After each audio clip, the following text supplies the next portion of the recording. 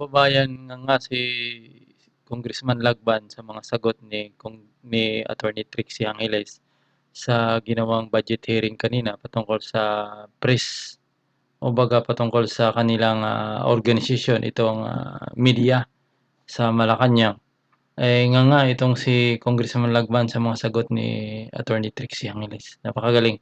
At ito kasing si Lagman ay pinipilit na kung paano daw maresolba yung fake news sa ating bansa at yung mga disinformation. So yung mga sagot ni Attorney Trixie Angeles napakaganda at wala siyang masabi.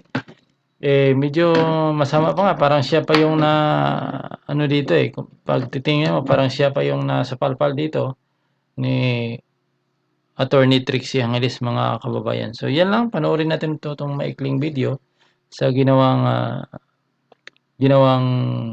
budget hearing sa Nuguraris Hall ito mga kababayan. Medyo kakalungkot lang, ang liit pala ng budget na ito at yung ibang mga government program, mga TV station ay tila baga nasalagay na sa alanganin, maaring maklose na dahil sa kakulangan ng budget. So panoorin muna natin itong pagtatanong ni Lagman. Kayo ng humusga. We all know that no technology has been weaponized to an unprecedented level than the social media. Is that a correct statement? Medyo may value judgment po kasi yung term na weaponized. So, ang kinikilala po namin ay yung power ng social media to convince people. Yung paano o kung saan po siya gagamitin, nasa individual na po yun. So, pero agree kami na napakalakas ng social media. Okay. In fact, in the Philippines, there are 92.05 million Filipinos who are social media users. Is that correct? Agree po kami. General ballpark, opo, mga ganun po. And they are the actual or prospective victims of misinformation and disinformation on social media. Is that correct? Sir, kung ang sinasabi natin ay potential o posible po, hindi po rin namin sinasabi na actual na biktima sila. Kulang po yung data natin para mag-conclude ng ganun. Sa ngayon ba walang actual victims sa mga Pilipino na gumagamit ng social media? Sir, tingin ko po medyo general yung statement na yon. Baka masasagot ko po yon kung meron tayong specific na instance. Yung mga fake news, for example, ilan ba ang actual victims nito? More or less, among these 92.05 million Filipinos who are using social media. Palagay ko, hindi nyo kailangan sagutin ngayon yan, pag-aralan po ninyo yung actual and potential victims of misinformation and disinformation. Madam Chair, may we know whether the Office of the Press Secretary has a concrete policy and campaign strategy against disinformation and misinformation on social media? Madam Secretary? Mayroon po kaming plano na mag-create ng fact-checking team at saka pagbibigay ng additional na impormasyon ukol dun sa mga raging issues. Nagmo-monitor po kami ng social media at nagiging responsive po kami. Halimbawa, kamakailan, may mga kinokonduct na di umano'y tinatawag na raid ang BOC. So we took the pains to explain what the exercise of visitorial powers is as compared to a raid.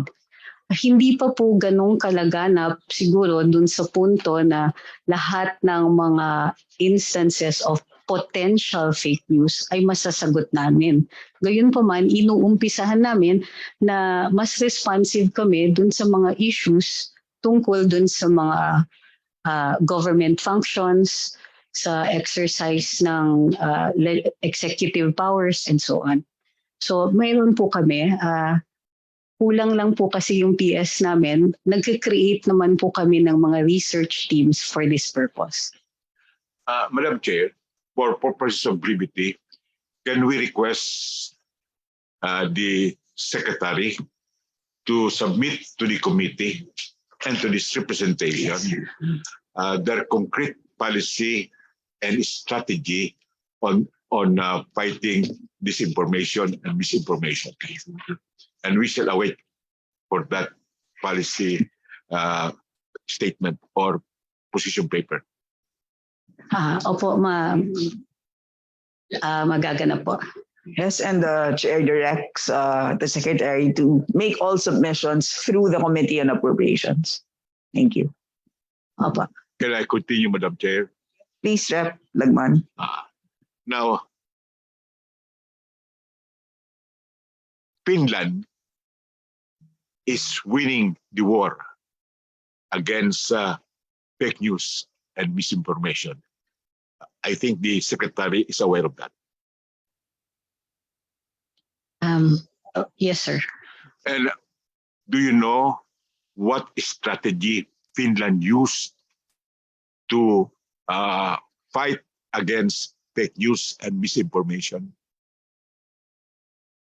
I don't have the specifics, pero nag-umpisa po yung kanilang paglaban sa fake news to their educational system. That's correct. That's correct. It's using the educational system by developing and teaching media literacy skills. And I think we should be able to do that in the Philippines. Will you support, Madam Secretary, legislation which would mandate the inclusion of social literacy skills in our curriculum, both in the schools and colleges and universities? 100% po. In fact, bahagi nga ng programa namin para sa aming digital media ay media literacy at saka fact-checking. So yes sir, kung mayroon po kayong proposed legislation, on board kami, tutulong pa po kami. I intend to file a bill on that, Madam Chair, Madam Secretary. Just for the record, let me read what is the definition of media literacy.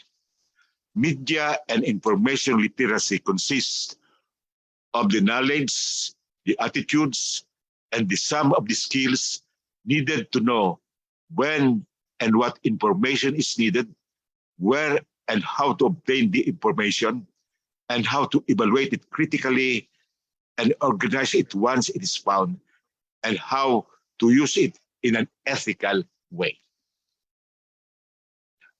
Now, is there any specific budget in the Office of the Press Secretary which is earmarked for the fight against misinformation? Sir, under the National Expenditure Program for 2023, wala pa po.